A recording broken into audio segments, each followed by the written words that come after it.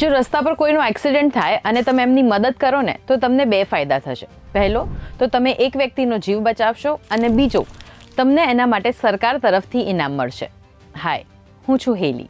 સરકારની રાહવીર સ્કીમ મુજબ જો રસ્તા પર કોઈનો એક્સિડન્ટ થાય છે અને તમે ગંભીર રીતે ઈજાગ્રસ્ત થયેલ વ્યક્તિને હોસ્પિટલ પહોંચાડો છો ઇન ગોલ્ડન આર્સ, એટલે એક્સિડન્ટ થયાના 60 મિનિટની અંદર જ જો હોસ્પિટલ લઈ જાઓ છો તો તમને સરકાર તરફથી ઇનામ મળી શકે છે.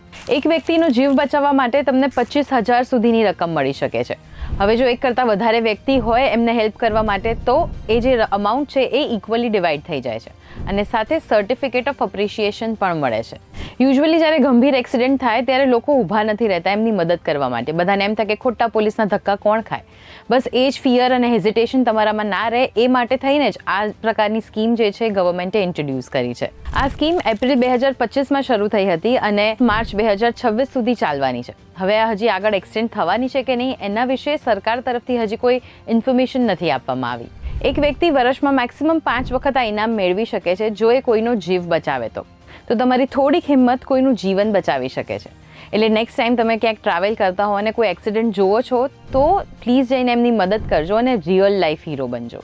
જો તમે પણ ટ્રાવેલ કરતી વખતે આવો કોઈ મેજર એક્સિડન્ટ જોયો હોય અને કોઈની હેલ્પ કરી હોય તો કમેન્ટમાં હીરો ચોક્કસથી લખજો.